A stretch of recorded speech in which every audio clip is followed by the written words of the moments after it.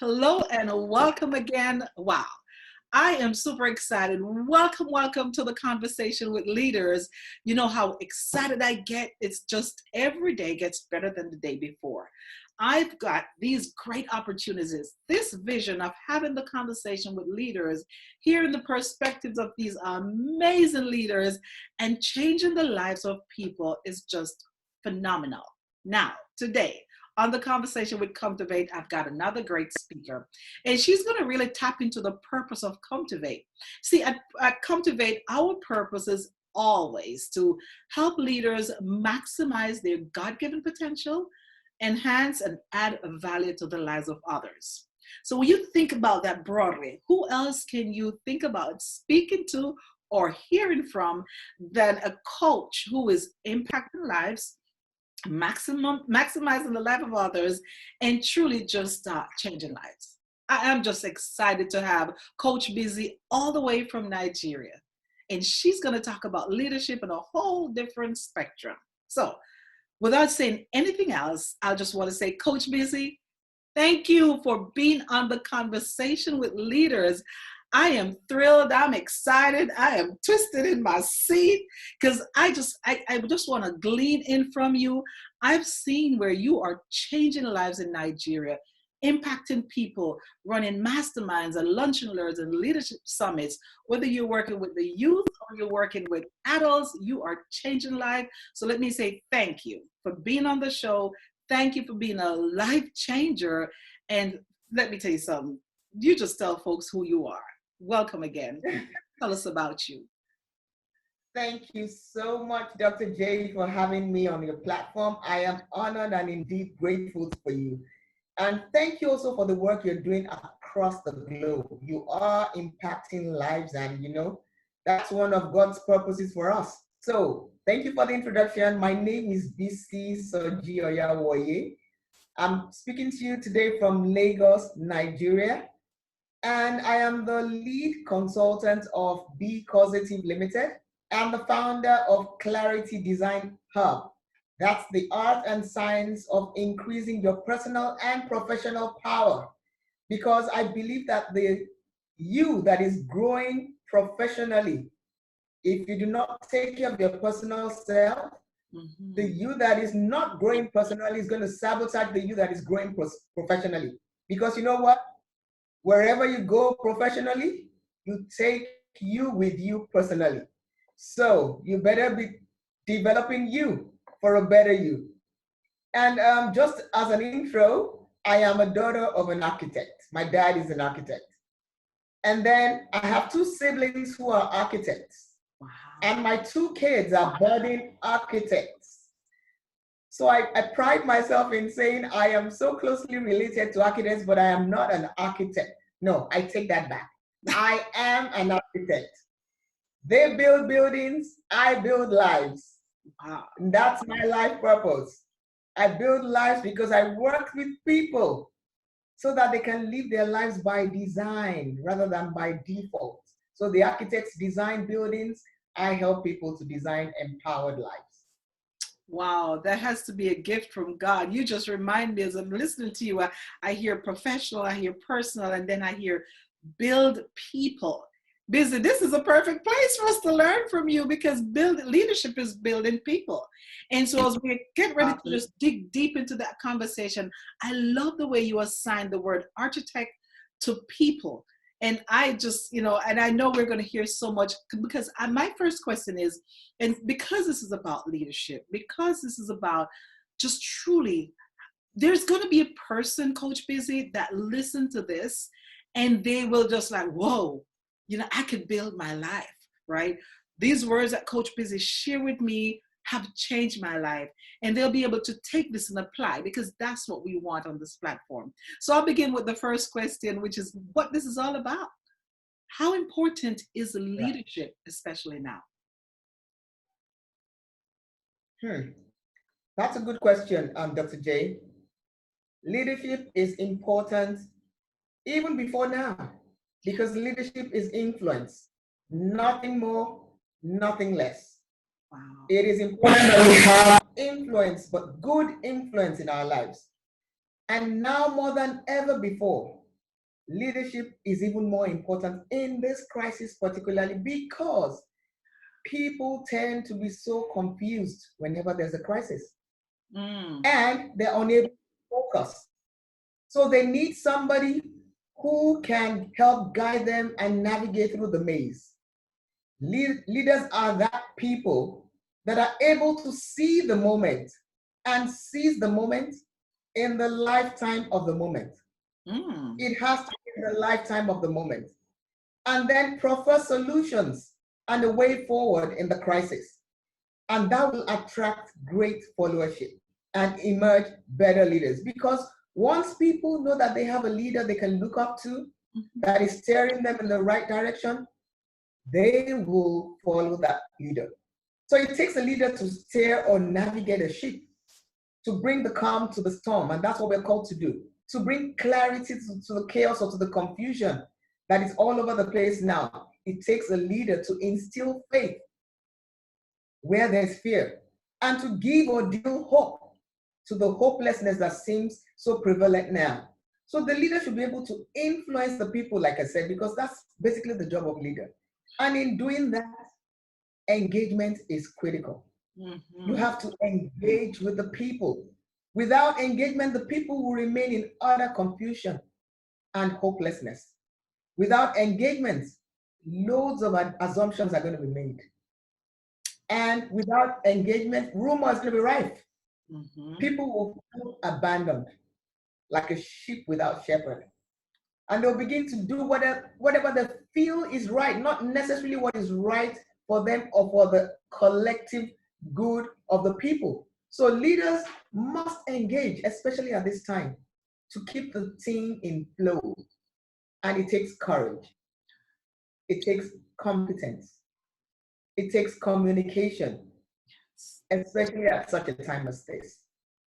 Perhaps the most important skill of a leader right now. So that's my take on that. I love it. You said courage, competence, and connections. I hear 3 C's right there. And I can imagine this as I'm leaning into you, right? I can think about these courageous leaders that we have right now, leaders like yourself who have stepped out, because it takes courage to be a leader. You know, I learned, Coach Busy, when I was studying leadership, that leaders, when they decide to lead, they're actually saying, I'm no longer, it's not even about me anymore. It's about other people. Imagine the courage to say it's not about me, right? So now you're stepping out, you're putting your side, right? And that's what I'm hearing from you. I hear competence, and we know together, leaders, there's certain things, as a coach myself, a leader has to have the knowledge to lead, like you've talked about. And you talk about navigate that ship. And when I go on a cruise, sometimes if you don't know, the captain doesn't know where they're going, we're going to just be sitting there. And you talk about connection. How important is connection when we see leadership? Exactly to your point. So there's so many people, Coach Busy, right now, and you've just laid that foundation for us to really looking at that dream of being a leader, or that person is out there now is saying, well, I've got a team to lead. I've got maybe some young people to lead. Maybe it's your team in Nigeria, in Lagos, Nigeria. Maybe it's a team in Jamaica. Maybe it's a team in New York City, Chicago, Alaska, no matter where. But we know that thousands, if not millions of people might just catch this session of our conversation. And they probably, maybe don't know exactly what to do. Now, I know you're an expert coach and you've been working with people. So I just want to ask you openly, like, what should or can those leaders do? Good. Thank you again for such a great question. Now, leaders, especially at this time, truth is, if there's anybody who says they know what to do, they probably are lying. If they knew what to do, they would have done it by now. This whole COVID crisis has thrown everybody back. So even the leaders probably don't know what to do, but as leaders, we must still step up and show up. Oh, yes. What we can do at this time now is, because leaders see more than others see, They see the vision, and they must continue to guide the people with the vision they had in mind before. With what is on ground, they must be able to be vulnerable. Yes. Be able to say, I don't know, when they don't know. Be able to be authentic and be real with their team, because whether you like it or not, the team can see through you. But once they know that you are authentic, the team doesn't want a perfect leader. They want a real, authentic leader. Yes. So, with the people in this new normal, leaders should just step up to the plate and show up for their people. They should find the courage to still the storm and take tough decisions, because this time calls for tough decisions. They should be ahead of the game and stand taller than the crowd. They are in the crowd, but they are not off the crowd. Wow. They should be visible through this crisis, again, by communicating and connecting with them, and also being humble enough to receive feedback from the team, to formulate options for the way forward. You can't know it all. You need to be able to be humble enough to receive feedback. So, again, another good point is in connecting. Leaders should be able to choose people over profit. Because the most important thing in this crisis right now is your people. They are your greatest assets, not your processes, not your equipment. And just like Maya Angelou said, people may not remember what you said, people may not remember what you did, but people will never, ever forget how you made them feel, especially at this time. So when people are in a conducive environment like that, where leaders are communicating effectively with openness, authenticity, and transparency, their creative juices will flow. They will be able to come up to you and say, this is what I think, or maybe, just maybe, I may be able to even give up a part of my salary without even you cutting salaries. Because they see your authenticity, they see your truth. Yes. So they're able to come up with ideas that will increase performance and productivity as things are being done differently. Ooh. Silence is golden. I'm silent for a minute. You know what? Your perspective on leadership is just absolutely phenomenal. I mean, I'm just catching the words, like just catching them. You're talking about sacrifice. You're talking about connecting. You say something that's so profound that it speaks to my Bible study this morning. We looked at Philippians 4, verses 1-4, and I love to look at the leadership perspective. And you said a word about an asset, because when Paul talked to the people, he was talking about self-discipline. And then even the verses talking about brethren, my brethren, I agree to you. I see you as the joy and the crown. You said something, and it went just to summarize from verses just 1-19. The three things that I remember, and you just made me remember that so much, is that we have to govern our lives as leaders with actions. We have to govern our lives as leaders with our attitude, like you just referred to, and we have to govern our lives with as leaders and being an asset. And you use that word, and an asset, you talk about people being the asset right now. How profound you could have described what leaders to do. Because I know right now somebody is just probably like me saying, whoa, I didn't even think about it like that. But there's more, and I wish I could just hold you for the next 10 hours and just talk about leadership, because what you're saying is so deep. What you've just shared with us, just what you've just placed in our mind, have painted this great picture of what leaders should do. And so maybe it's a book. I know you're a great reader. You and I have studied some materials together. And just what are some maybe scriptures or books or quotes or a person can take with them right now and say, you know what, that could be my great resource at this time? Right. Okay. It's funny because okay, let me start with the scripture. I was going to start with the book, but let me start with the scripture. Genesis 1:1-3. Go back to Genesis. It says, and I will read it to you so that I don't miss out anything. It says, in the beginning, God created the heavens and the earth. The earth was without form and void, and darkness was on the face of the deep. And the Spirit of God was hovering over the face of the waters. Ooh. Then God said, let there be light. And there was light. Right now, this crisis feels like the earth is without form. Like the earth is void. And what better way to describe it than there's darkness on the face of the deep? Because nobody knows anything. What happened to all our strategic planning sessions we had in December and January? 1 year out, 3 years out, 5 years out, all out of the window. I believe God is just saying, guys, hold on. I'm in charge here.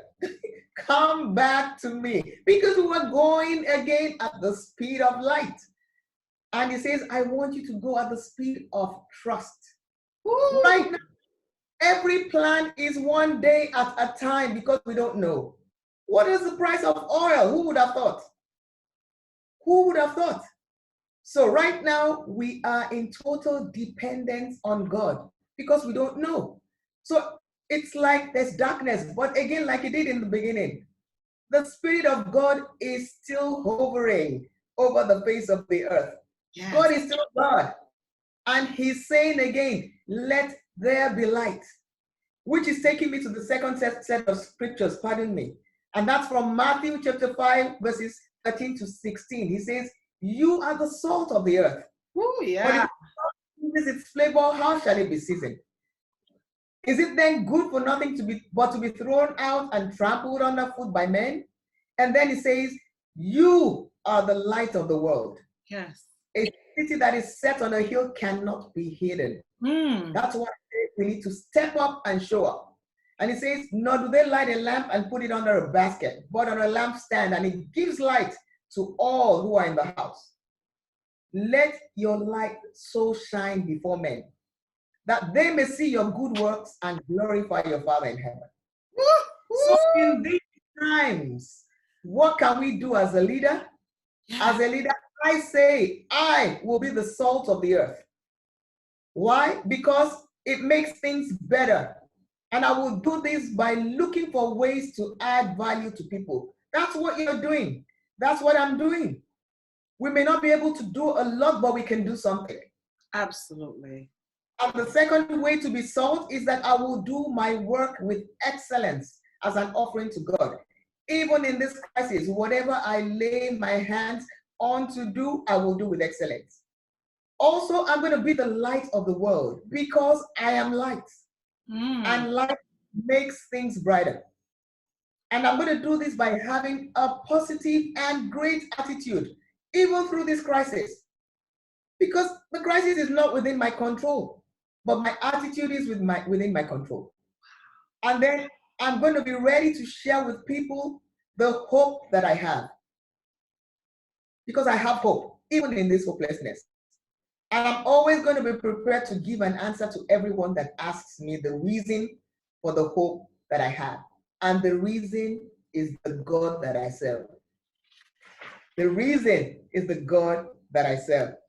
So, for those who may be experiencing the imposter syndrome right now, because I know many people are afraid to do stuff because they don't know, and they have fears about speaking up if you're a speaker, or sharing whatever gift God has gifted to you. That grand overall designer who created you, he gave you something. My heart leapt when I came across this third and final scripture that I will share with you. And it's in the book of John, chapter 7, and verses 4 and 6. When I was kind of like, oh, I don't think I'm good enough to do that right now. It says, for no one does anything in secret while he himself seeks to be known openly. Wow. If you do these things, show yourself to the world. That's verse 4. And then verse 6 says, then Jesus said to them, my time has not come, but your time is always ready. Dr. J, we were created for such a time as this. So, no excuses. We've been given a voice by the Most High God, and the world is waiting for our manifestation. Like you said, it's not about us, it's beyond us. Someone out there needs to hear what we have to say. Someone else's destiny is tied to ours.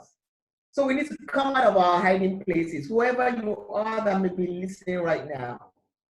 Whatever the excuses you've been giving up until now, let your light so shine before all men that they may see your good works and do what? Glorify your Father that is in heaven.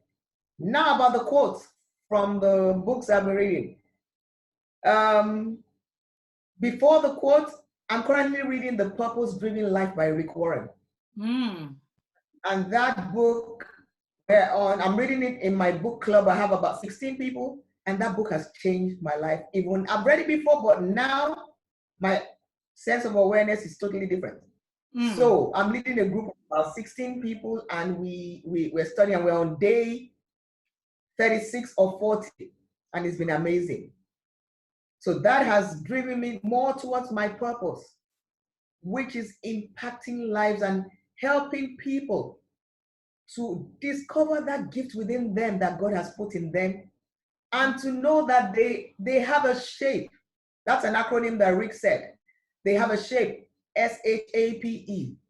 They have S, spiritual gifts. They have H, they have a heart. They have A, they have an attitude. They have P, they have a personality. And then they have E, they have experiences. So understand your shape and use your shape to shape the world. Lastly, the quote. Nightingale's quote on the definition of success just stands out to me so much at this time. That success is the progressive realization of a worthy ideal. The key words, it is progressive. Wow. So it's a journey. It's a realization. So step by step, we're going to achieve it. It is worthy and it's an ideal. So at this time, just ask yourself, what is your ideal? Because that is the image you need to hold on to. Hold your image. Even in this darkness, even in this void, hold that image. Is the image worthy of you? You know you are worthy of the image, but is that image worthy of you? Because you're going to invest your time in that image. And then what is your realization of that image? Step by step. Is it progressive? You are not going to be an overnight success.